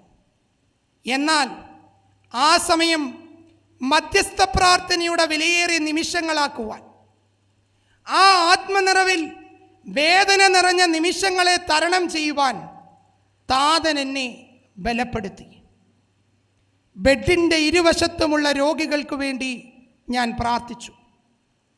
വേദനകൾ കൂടുമ്പോൾ എൻ്റെ പ്രാണനാഥൻ എനിക്ക് വേണ്ടി സഹിച്ച വേദനകൾ എത്ര വലുതാണെന്ന് ഞാൻ ഓർക്കും. വീണ്ടും ട്രീറ്റ്മെൻറ്റിന് പോകാൻ ആവശ്യപ്പെട്ടപ്പോൾ എനിക്ക് വിഷമം തോന്നി. എങ്കിലും ഞാൻ ഓർത്തു, നയമാൻ 7 പ്രാവശ്യം യോർദാനിൽ മുങ്ങിയിട്ടാണല്ലോ സൗഖ്യം പ്രാപിച്ചത്. സങ്കീർത്തനക്കാരനോട് ചേർന്ന് ഞാൻ പാടും, നിന്റെ ചട്ടങ്ങൾ പഠിപ്പാൻ തക്കവണ്ണം ഞാൻ കഷ്ടതയിലായത് എനിക്ക് ഗുണമായി. ഒടുവിൽ കൊച്ചമ്മ പറയുന്നു, ആ അപ്രതീക്ഷിതമായി വരുന്ന പല പ്രതിസന്ധികളും നമ്മുടെ ജീവിത നൗകയെ തകർത്ത് കളയുമോ എന്നുപോലും ഒരു വേള നാം ഭയപ്പെടാം. എന്നാൽ തീരത്തൊരാൾ നിൽക്കുന്നുവെന്നും ഒരു വിളിക്കപ്പുറം നമ്മുടെ ജീവിത നൗകയിലേക്ക് അവൻ കടന്നു വന്ന് ചുറ്റുപാടുകളെ ശാന്തമാക്കുകയും നമ്മെ ബലപ്പെടുത്തുകയും ചെയ്യുമെന്നുള്ള തിരിച്ചറിവാണ് അപ്രതീക്ഷിത ചുഴലുകളെ അതിജീവിക്കുവാൻ നമ്മെ ധൈര്യപ്പെടുത്തേണ്ടത്. നമ്മുടെ വൈകല്യങ്ങൾ, നമ്മുടെ പ്രതിസന്ധികൾ നമുക്ക് പുതിയ ദൈവാനുഭവങ്ങൾ നൽകുമെന്ന് സമർത്ഥിക്കുവാൻ ഇതിൽ പരമൊരു അനുഭവക്കുറിപ്പുണ്ടാകണമെന്ന് തോന്നുന്നില്ല. രണ്ടാമത്തെ ചിന്ത അവസാനിപ്പിക്കട്ടെ. അതൊരു ആരാധനാഭാഷ്യമായിരുന്നു, a liturgical perspective. വൈകല്യങ്ങൾ, പ്രതിസന്ധികൾ നമ്മുടെ ദൈവാനുഭവങ്ങളെ പുനർനിർവചിക്കും. മൂന്നാമതായി, അവസാനമായി, ഇതൊരു ആത്മീയ കാഴ്ചപ്പാടാണ്, a spiritual perspective. യഫത്ത പറുദീസയിലേക്കുള്ള മടങ്ങിവരവാണ്. യഫത്ത പറുദീസയിലേക്കുള്ള മടങ്ങിവരവാണ്. It is a return back to the paradise. ഏദനിലെ പാപത്തിൽ നിന്ന് പറുദീസയിൽ നിന്ന് പുറത്താക്കപ്പെട്ട മനുഷ്യന്റെ പറുദീസയിലേക്കുള്ള മടങ്ങിവരവാണ് യഫത്ത. വെറുതെ പറയുന്നതല്ല. 2 കാരണങ്ങളാണ് അതിനുള്ളത്. ഒന്ന്, മർക്കോസിൻ്റെ സുവിശേഷം 7-ാം അധ്യായം 37-ാം വാക്യം, അവൻ സകലവും നന്നായി ചെയ്തു. അവൻ സകലവും നന്നായി ചെയ്തു. He has done everything well. വിക്കനായ ചെകിടനെ സുഖപ്പെടുത്തിയ ശേഷം ആ ഭാഗം അവസാനിക്കുന്നതിന് നൽകുന്ന ഒരു ഉപസംഹാര കുറിപ്പാണ് ഇത്. He has done everything well. അവൻ്റെ കൂടെ വന്നവർ ക്രിസ്തു അവനെ സൗഖ്യമാക്കിയ ശേഷം പറയുകയാണ്, അവൻ സകലവും നന്നായി ചെയ്തു. ചെകിടർക്ക് കേൾവിയും ഊമർക്ക് സംസാര ശക്തിയും കൊടുക്കുന്നു. അവൻ സകലവും നന്നായി ചെയ്തു. ഇതിനൊരു സാദൃശ്യം പഴയ നിയമത്തിലുണ്ട് എന്ന് വേദപുസ്തക പണ്ഡിതന്മാർ പറയുന്നുണ്ട്.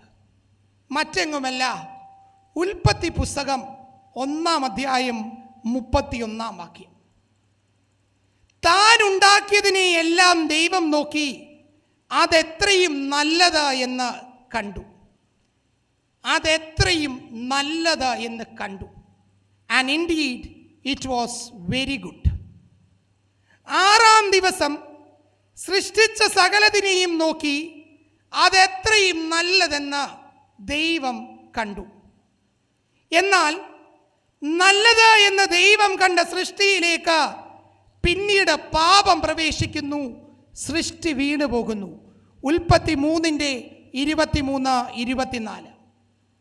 യഹോവയായ ദൈവം അവനെ ഏദൻ എന്ന പറുദീസയിൽ നിന്ന് പുറത്താക്കുന്നു. അവൻ മനുഷ്യനെ ഇറക്കിക്കളഞ്ഞു.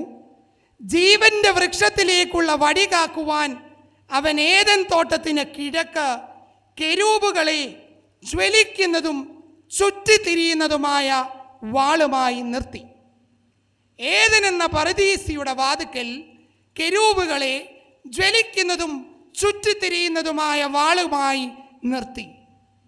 അങ്ങനെ ഏദൻ എന്ന പറുദീസയുടെ വാതിൽ പാപമൂലം മനുഷ്യൻ്റെ മുമ്പിൽ അടയ്ക്കപ്പെട്ടു. ഇതിനാണ് പിതാക്കന്മാർ ഒരു മനോഹരമായ രൂപാലങ്കാരം നൽകുന്നത്, എ ബ്യൂട്ടിഫുൾ അലിഗോറിക്കൽ ഇൻ്റർപ്രിട്ടേഷൻ. അവൻ സകലവും നന്നായി ചെയ്തു എന്നത് ഉൽപ്പത്തിയിലെ സൃഷ്ടി വിവരണത്തോട് ചേർത്തു വെച്ചാണ് അവർ പറയുന്നത്. അവൻ അത് എത്രയും നല്ലത് എന്ന് കണ്ടു എന്നതിനോട് ചേർത്ത് വെച്ച്. വേദപണ്ഡിതന്മാർ പറയുന്നു, വിക്കനായ വീണുപോയ മനുഷ്യനെ സൂചിപ്പിക്കുന്നു, അല്ലെങ്കിൽ വീണുപോയ മനുഷ്യൻ്റെ പ്രതിനിധിയാണ്. ഇവിടെ നടക്കുന്നതോ വീണുപോയ ആ മനുഷ്യൻ്റെ പുനഃസൃഷ്ടി. അതിനുശേഷമാണ് യേശു തമ്പുരാൻ പറയുന്നത്, അവർ പറയുന്നത്, അവൻ സകലവും നന്നായി ചെയ്തു. 2 സൃഷ്ടി വിവരണങ്ങൾക്കൊടുവിൽ ഒന്നാമത്തേത് ഉൽപ്പത്തിയിൽ ഒന്നുമില്ലായ്മയിൽ നിന്നുള്ള സൃഷ്ടിക്ക് ശേഷം രേഖപ്പെടുത്തുന്നു, അതെത്രയും നല്ലതെന്ന് അവൻ കണ്ടു. രണ്ടാമത് നടക്കുന്നത് പുനഃസൃഷ്ടിയാണ്. മർക്കോസിന്റെ സുവിശേഷം 7-ാം അധ്യായം 37-ാം വാക്യം, പാപത്തിൽ വീണുപോയ മനുഷ്യന്റെ പുനഃസൃഷ്ടി. അതിനുശേഷം പറയുന്നു, അവൻ സകലവും നന്നായി ചെയ്തു. അവിടെ പറയുന്നതാണ് എഫേത്ത. അടയ്ക്കപ്പെട്ട പറുദീസയിലേക്കുള്ള മടങ്ങിവരവാണ്, അല്ലെങ്കിൽ ഒരു തുറവിയാണ്, തുറന്നുവരവാണ് എഫേത്ത. രണ്ടാമതായി ഇത് പറുദീസയിലേക്കുള്ള മടങ്ങിവരവാണ് എന്ന് പറയുന്നതിൻ്റെ കാരണം അവിടെ പറയുന്നു 34-ാം വാക്യത്തിൽ, അവൻ സ്വർഗത്തിലേക്ക് നോക്കി നെടുവീർപ്പിട്ടിട്ട്. മലയാളത്തിൽ പറയുന്നത് നെടുവീർപ്പിട്ടിട്ട്. ഇംഗ്ലീഷിൽ 2 പരിഭാഷയുണ്ട്, ഈ സൈഡ് ഓർ ഈ ഗ്രോണ്ട്. ഇത് രണ്ടും ക്രിസ്തുവിൻ്റെ ആ ഭാവത്തെ വിവരിക്കാൻ അത്ര ഉൾക്കൊള്ളുന്ന വാക്കുകളല്ല. മറിച്ച് പുതിയ നിയമത്തിൻ്റെ മൂലഭാഷയായ ഗ്രീക്കിൽ നെടുവീർപ്പിടുക എന്നതിന് ഉപയോഗിച്ച പദം സ്റ്റെനാക്സോ എന്ന പദമാണ്. 14 വട്ടമാണ് അത് പുതിയ നിയമത്തിൽ ഉപയോഗിക്കുന്നത്. 2 വട്ടം സുവിശേഷത്തിൽ ഉപയോഗിക്കുന്നുണ്ട്. 2 മർക്കോസിൻ്റെ സുവിശേഷത്തിൽ, 1 ഇവിടെ 7:34. എന്നാൽ സെപ്റ്റുവജിന്റിലേക്ക് വരുമ്പോൾ ഞാൻ പറഞ്ഞു, വേദപുസ്തകത്തിൽ 14 വട്ടമാണ്, പുതിയ നിയമത്തിലായിട്ട് മാത്രമല്ല വേദപുസ്തകത്തിൽ ഉടനീളം 14 വട്ടമാണ് ഈ സ്റ്റനേക്സോ എന്ന പദം ഉപയോഗിക്കുന്നത്. പഴയ നിയമത്തിൽ ഇത് 3 തലത്തിലാണ് ഉപയോഗിക്കുന്നത്. ഒന്ന്, യോബിൻ്റെ പുസ്തകത്തിൽ അനീതിയും അടിച്ചമർത്തലും മൂലം ഒരു മനുഷ്യൻ സഹിക്കേണ്ടി വരുന്ന വേദനയെ സൂചിപ്പിക്കാൻ അല്ലെങ്കിൽ ഞെരുക്കത്തെ സൂചിപ്പിക്കാൻ. 2, പ്രവചന പുസ്തകങ്ങളിൽ ഉടമ്പടി ലംഘനത്തിൻ്റെ പാപത്തെയും അതുമൂലമുണ്ടാകുന്ന ശിക്ഷയും അനന്തരഫലത്തെയും, ഇത് രണ്ടും തൽക്കാലത്തേന് മാറ്റി നിർത്തും. 3-ാമത്തേത് പഞ്ചഗ്രന്ഥങ്ങളിലും സങ്കീർത്തനങ്ങളിലും. അവിടെ പാപം മൂലം ഏതിൽ നിന്ന് പുറത്താക്കപ്പെട്ട മനുഷ്യൻ്റെ അവസ്ഥയെ സൂചിപ്പിക്കാനാണ് ഈ പദം ഉപയോഗിക്കുന്നത്. പഞ്ചഗ്രന്ഥങ്ങളിലും സങ്കീർത്തനങ്ങളിലും ഉപയോഗിക്കുന്നത് പാപം മൂലം ഏതിൽ നിന്ന് പുറത്താക്കപ്പെട്ട മനുഷ്യൻ്റെ അവസ്ഥയാണ് സ്റ്റനേക്സോ. അതായത് it is A general condition of humanity post Eden. അതിനാൽ ഇവിടെ സൂചിപ്പിക്കുന്നത് deaf mute man is trapped in post Eden brokenness. ഏതിൽ നിന്ന് പുറത്താക്കപ്പെട്ട മനുഷ്യൻ പാപാനന്തര അവസ്ഥയിൽ കുടുങ്ങിക്കിടക്കുകയാണ്. പുതിയ നിയമത്തിലേക്ക് വരുമ്പോൾ 4 വട്ടം ഈ സ്റ്റനേക്സോ എന്ന പദം ഉപയോഗിക്കുന്നുണ്ട്. റോമർക്കെഴുതിയ ലേഖനം 8-ാം അധ്യായം 22 മുതൽ 26 വരെയുള്ള വാക്യങ്ങളിലും 2 കൊരിന്ത്യർ 5-ന്റെ 1 മുതൽ 14 വരെയുള്ള വാക്യങ്ങളിൽ അവിടെ പാപത്തിൻ്റെ ബന്ധനത്തിൽ നിന്നും ജീർണതയിൽ നിന്നുമുള്ള വിമോചനത്തെ സൂചിപ്പിക്കാനാണ് പൗലോസ് ഈ പദം ഉപയോഗിക്കുന്നത്. അതായത് മനുഷ്യൻ്റെ പാപാനന്തര അവസ്ഥയും പാപത്തിൻ്റെ വിനാശകരമായ ഫലങ്ങളെക്കുറിച്ചുള്ള വിലാപവുമാണ് സ്റ്റനേക്സോ. അങ്ങനെയെങ്കിൽ ഇത് വെറുതെ ഒരു നെടുവീർപ്പല്ല. മലയാളത്തിലെ നെടുവീർപ്പെന്ന പദം കൊണ്ട് അത് വെറുതെ വിട്ടുകളയില്ല. മറിച്ച് ഏതിൽ നിന്ന് പുറത്താക്കപ്പെട്ട പാപത്തിൽ കുടുങ്ങിക്കിടക്കുന്ന മനുഷ്യൻ്റെ അവസ്ഥയോർത്ത് യേശു തമ്പുരാൻ നടത്തുന്ന വിലാപമാണ്. ആ വിലാപത്തിൻ്റെ ഒടുവിലാണ് യേശു തമ്പുരാൻ പറയുന്നത്, എഫത്ത, തുറന്നു വരിക. അത് നഷ്ടപ്പെട്ട പറുദീസയിലേക്കുള്ള തുറന്നുവരവാണ്. ഈ സ്റ്റനേക്സോ എന്ന പദത്തെ പറ്റി അമേരിക്കൻ വേദപണ്ഡിതനായ മാർക്കൽ സ്ട്രോസ് ഒരു അഭിപ്രായം പറയുന്നുണ്ട്. ഈ സ്റ്റനേക്സോ കേവലം ഒരു വിലാപം മാത്രമല്ല, അതൊരു ജീവശ്വാസമാണ് എന്നാണ് പറയുന്നത്. It is a life breath. പണ്ട് ആദമിന് ഏദന്റെ തോട്ടത്തിൽ ദൈവം ഊതി നൽകിയ അതേ ജീവശ്വാസം, ആ ജീവശ്വാസമാണ് ഇവിടെ വിക്കനായ ചെകിടൻ്റെ അടുക്കൽ യേശു തമ്പുരാൻ ഊതുന്നത്. പാപം മൂലം ഏദനെന്ന പറുദീസയിൽ നിന്ന് വീണുപോയ മനുഷ്യരാശിയുടെ പറുദീസയിലേക്കുള്ള മടങ്ങി വരവാണ് അങ്ങനെയെങ്കിൽ ഇവിടെ നാം കാണുന്നത്. ആ പറുദീസയുടെ വാതിൽ ഏദന്റെ പാപത്തിന് ശേഷം അടഞ്ഞു കിടക്കുകയായിരുന്നു. കാവലിന് കിഴക്ക് കെരൂബുകളുണ്ടായിരുന്നു. അവരുടെ കയ്യിൽ ജ്വലിക്കുന്നതും ചുറ്റിത്തിരിയുന്നതുമായ വാളുണ്ടായിരുന്നു.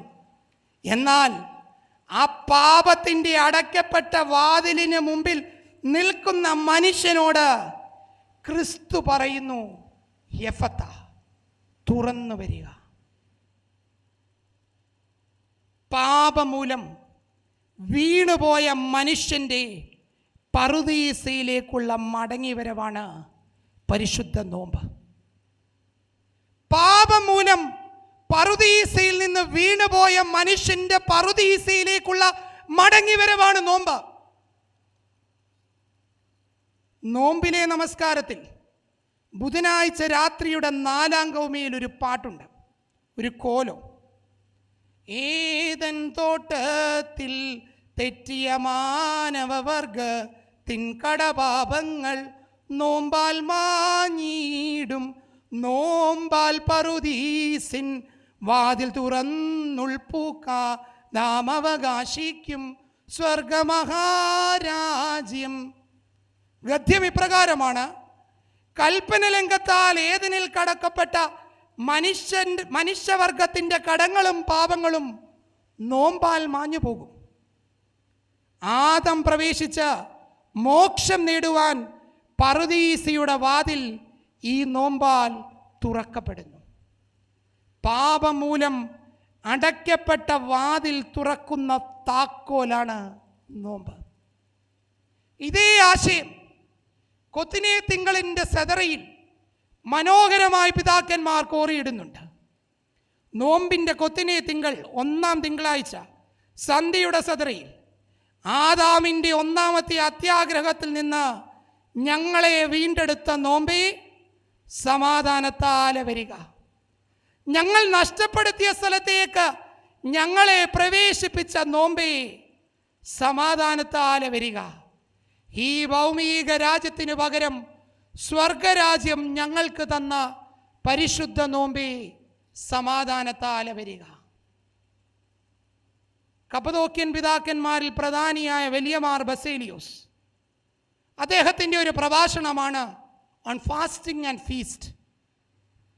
അതിൽ അദ്ദേഹം പറയുന്നു, നോമ്പിലും അതിൻ്റെ ഒന്നാമത്തെ ഒറേഷനിൽ നോമ്പിനും ഉപവാസത്തിനും മനുഷ്യരാശിയുടെ അത്ര പഴക്കമുണ്ട്. ഏദൻ എന്ന പറുദീസയിലെ ആദ്യ നിയമം ഉൽപ്പത്തി 2:16. എന്നാൽ നന്മ തിന്മകളെക്കുറിച്ചുള്ള അറിവിൻ്റെ ഫലം തിന്നരുത്. ഉപവാസത്തിൻ്റെയും സംയമനത്തിൻ്റെയും നോമ്പിൻ്റെയും ദൈവീക നിയമം അതാണ്, തിന്നരുത്. ഹൗവ അന്ന് ഉപവസിച്ചിരുന്നെങ്കിൽ നാം ഉപവസിക്കേണ്ടി വരില്ലായിരുന്നു. ഹൗവ ഉപവസിക്കാത്തത് കൊണ്ടാണ് പറുദീസയിൽ നിന്ന് വീണുപോയത്. അതിനാൽ നമുക്ക് ഉപവസിച്ചും നോമ്പെടുത്തും പറുദീസയിലേക്ക് മടങ്ങാം. ഹൗവയുടെ അനുസരണക്കേടിനെ ഒരിക്കലും അനുകരിക്കരുത്. അന്ന് മുതലാണ് നാം ജഡത്തിന് അടിമയായത്. രോഗികൾക്കാണ് വൈദ്യനെ ആവശ്യം. നാം പാപത്താൽ രോഗികളായി. അതിനാൽ അനുതാപത്താൽ നമുക്ക് സുഖപ്പെടാം. നോമ്പും ഉപവാസവുമല്ലാതെ അനുതാപം വൃഥാവിലാണ്. ശരീരത്തിന് എങ്ങനെയാണോ ഭക്ഷണം, അതുപോലെ തന്നെയാണ് ആത്മാവിന് നോമ്പ്. ഓർക്കുക, ലാസർ പറുദീസയിൽ പ്രവേശിച്ചത് നോമ്പാലും ഉപവാസത്താലുമാണ്. ഓർക്കുക, ലാസർ പറുദീസയിൽ പ്രവേശിച്ചത് നോമ്പാലും ഉപവാസത്താലുമാണ്. അടുത്ത വരി ഏറെ ശ്രദ്ധിക്കണം. കാലിക പ്രസക്തിയുള്ള വരിയാണ്. നോമ്പ് പ്രവാചകന്മാരെ ജനിപ്പിക്കുന്നു. നോമ്പ് പ്രവാചകന്മാരെ ജനിപ്പിക്കുന്നു. Lent gives birth to prophets. പത്രമാധ്യമങ്ങൾ തുറക്കാൻ ഇന്ന് പേടിയാണ്. മനുഷ്യ മനസ്സാക്ഷിയെ ഞെട്ടിക്കുന്ന വാർത്തകളാണ് ചുറ്റും. നമ്മുടെ കുട്ടികൾക്ക് ഇന്ന് എന്തു പറ്റി? തിരുവനന്തപുരം വെഞ്ഞാറമൂട്ടിൽ അഫാൻ നടത്തിയ കൂട്ടക്കൊലയിൽ വേദനിച്ച മലയാളി മനസ്സ് അതിൽ നിന്ന് മുക്തി നേടുന്നതിന് മുൻപാണ് മനുഷ്യ മനസ്സാക്ഷിയെ പിടിച്ചുലയ്ക്കുന്ന എത്രയെത്ര വാർത്തകൾ നമ്മുടെ മുമ്പിലേക്ക് വരുന്നത്. മാർച്ച് മാസം 1-ാം തീയതിയും 2-ാം തീയതിയും മലയാള ദിനപത്രത്തിലെ തലക്കെട്ടുകൾ മാത്രമൊന്ന് പറയാം. മാർച്ച് മാസം 1, താമരശ്ശേരിയിൽ ട്യൂഷൻ സെന്ററിലെ വിദ്യാർത്ഥികളുടെ യാത്രയപ്പിൽ ഉണ്ടായ ചേരിതിരിഞ്ഞുള്ള സംഘർഷത്തിൽ ഷഹബാസ് എന്ന 10ാം ക്ലാസ് വിദ്യാർത്ഥി മരിച്ചത് നഞ്ചക്ക് കൊണ്ടുള്ള അടിയിൽ തലപൊട്ടിയാണ്. എടാ ഫഹദേ, ഞാനൊരു കാര്യം പറഞ്ഞിരുന്നു. ഷഹബാസിനെ കൊല്ലുമെന്ന് പറഞ്ഞാൽ പറഞ്ഞതുപോലെ തന്നെ ചെയ്യും. അവൻ്റെ കണ്ണൊന്ന് പോയി നോക്ക്, അവന് കണ്ണൊന്നുമില്ല. അടിച്ചു കൊന്നതിന് ശേഷം കുറ്റവാളിക്കൂട്ടത്തിലെ സംഘത്തിലെ ഒരുത്തൻ വാട്സപ്പ് ഗ്രൂപ്പിൽ നടത്തിയ കൊലവിളി സന്ദേശമാണിത്. അതേ ദിവസം കാസർഗോഡ് പൊയ്നാച്ചിയിൽ ഗവൺമെന്റ് സ്കൂളിൻ്റെ 10ാം ക്ലാസിൻ്റെ ഫെയർവെൽ പാർട്ടി നടന്നത് കഞ്ചാവിൽ മുങ്ങിയാണ്. തിരുവനന്തപുരത്ത് അതേ ദിവസം സഹപാഠികളുടെ ക്രൂരമർദ്ദനമേറ്റ വെള്ളട വാഴിച്ചാൽ ഇമ്മാനുവേൽ കോളേജിലെ 1ാം വർഷ വിദ്യാർത്ഥി തിരുവനന്തപുരം മെഡിക്കൽ കോളേജിൽ ഇന്നും ചികിത്സയിലാണ്. മാർച്ച് 2 മലപ്പുറം വെട്ടത്തൂരിൽ ലോങ് ജമ്പിനും ട്രിപ്പിൾ ജമ്പിനും ഓട്ട മത്സരത്തിനും 1ാം സമ്മാനം നേടിയതിന് 11ാം ക്ലാസ്സിൽ പഠിക്കുന്ന 20ഓളം വരുന്ന വിദ്യാർത്ഥികൾ നീ അത്ര ഷൈൻ ചെയ്യണ്ട എന്ന് പറഞ്ഞ് അവനെ തല്ലി ചതയ്ക്കുന്നു.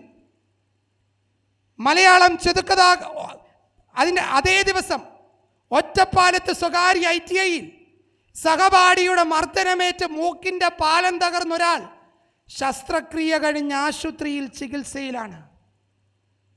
മലയാളത്തിൻ്റെ ചെറുകഥാകൃത്ത് ശ്രീ T. പത്മനാഭൻ സൂചിപ്പിക്കുന്നത് പോലെ ചുറ്റും കാണുന്നത് മുഴുവൻ വിഷമിപ്പിക്കുന്ന കാര്യങ്ങളാണ്. മനുഷ്യനെ പട്ടാപ്പകൽ നടുറോഡിൽ തല്ലിക്കൊല്ലുന്നത് പോലും നിസ്സാരമായി കരുതുന്നവരുടെ കാലം. കേരളത്തിൻ്റെ ശ്വാസവായുവിൽ ആഞ്ഞു പരക്കുന്നത് മനുഷ്യച്ചോരയുടെ തീവ്ര ഗ്രന്ഥമാണ്. കേട്ടാൽ മരച്ചു പോകുന്ന ബ്രൂട്ടൽ ക്രൈമുകളും കഴുത്തറക്കലുകളും മലവെള്ളം പോലെ കുത്തിയൊലിക്കുന്ന മാരക സിന്തറ്റിക് ഡ്രഗുകൾ.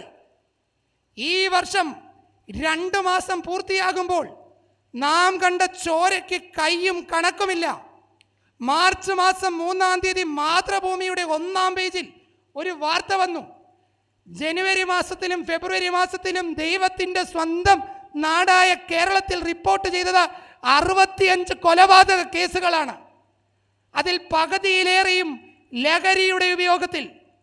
50 കേസുകളോളം സ്വന്തം കുടുംബങ്ങളിൽ. നമ്മുടെ കുട്ടികൾക്ക് എന്ത് സംഭവിച്ചു?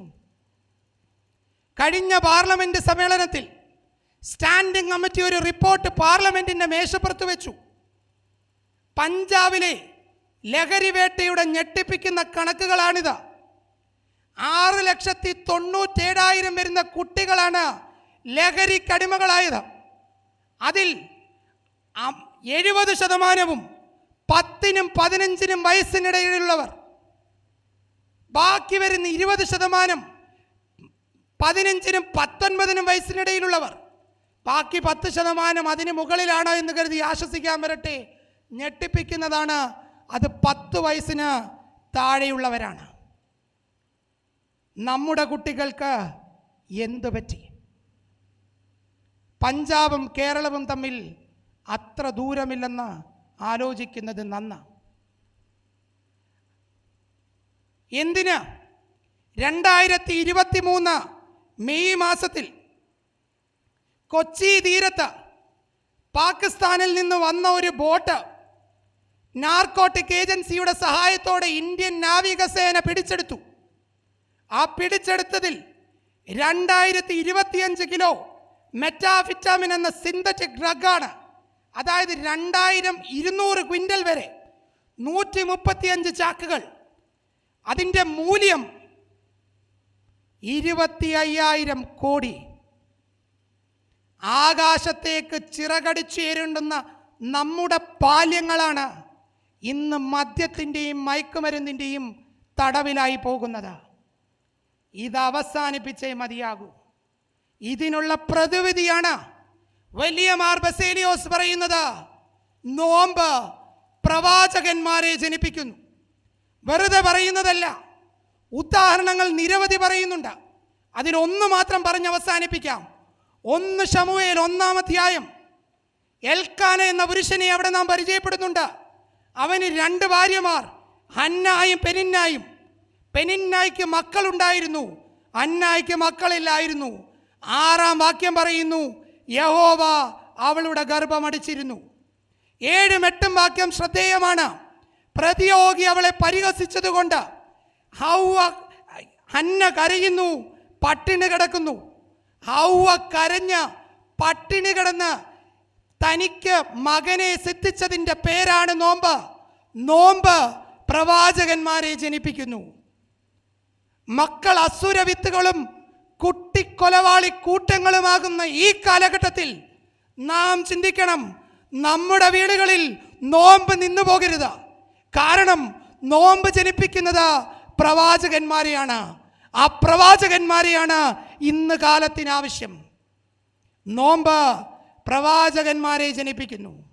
ആ പിതാവ് പറയുന്നു, നോമ്പ് യൗവനത്തിൻ്റെ അധ്യാപകനാണ്, വാർദ്ധക്യത്തിൻ്റെ അലങ്കാരമാണ്.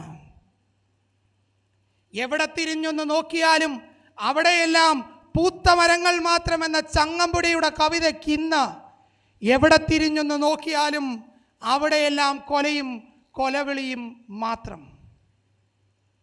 ഓർക്കുക, ഇന്ന് വീട്ടിലേക്ക് മടങ്ങിയിട്ടെങ്കിലും നോമ്പെടുക്കുന്നവർ കൂടുതൽ ചിട്ടയോടെ നോമ്പെടുക്കാൻ, ഇല്ലാത്തവർ നോമ്പെടുക്കുന്നത് ആരംഭിക്കാൻ തുടങ്ങണം, നമ്മുടെ തലമുറയ്ക്ക് വേണ്ടി. കാരണം it gives birth to prophets. നോമ്പ് പ്രവാചകന്മാരെ ജനിപ്പിക്കുന്നു. നോമ്പ് നോക്കുന്നത് ഒരിക്കലും ആരെയും ഒറ്റപ്പെടുത്തില്ല. അവർ ഒരുമിച്ച് ജീവിക്കുമെന്നാണ് പിതാവ് പറഞ്ഞു വെക്കുന്നത്. ഭർത്താവ് ഉപവസിക്കുമ്പോൾ അതൊരിക്കലും അവളിൽ അസൂയ ജനിപ്പിക്കില്ല, സന്തോഷത്തോടെ അവനെ സ്വീകരിക്കും. നോമ്പെടുക്കുന്ന ഭാര്യ ഒരിക്കലും സ്വഭവനത്തിൽ ഒറ്റപ്പെടില്ല, ഭർത്താവ് അവൾക്കെതിരാകില്ല, അവർ ഒരുമിച്ച് ജീവിക്കും. കുടുംബ ബന്ധങ്ങൾ തകർന്നു പോകുന്ന കാലഘട്ടത്തിൽ ഒരുമിച്ച് ജീവിക്കാനുള്ള ഏക മാർഗം നോമ്പെടുക്കുക. ഓർക്കുക, നോമ്പെടുത്ത ഒരു തലമുറയും ഒരു കുടുംബവും ഇന്നേ വരെ നശിച്ചിട്ടില്ല. നോമ്പ് കുടുംബങ്ങളെ ദൃഢമാക്കുന്നുവെന്ന് മാത്രമല്ല, it gives birth to prophets. അത് പ്രവാചകന്മാർക്ക് ജന്മം നൽകും. അതാണ് കാലത്തിൻ്റെ ആവശ്യം. എൻ്റെ മൂന്നാമത്തെ ചിന്തയും അവസാനിപ്പിക്കട്ടെ. എഫാത്ത, തുറന്നു വരിക. ദൈവം നമ്മെ അനുഗ്രഹിക്കട്ടെ.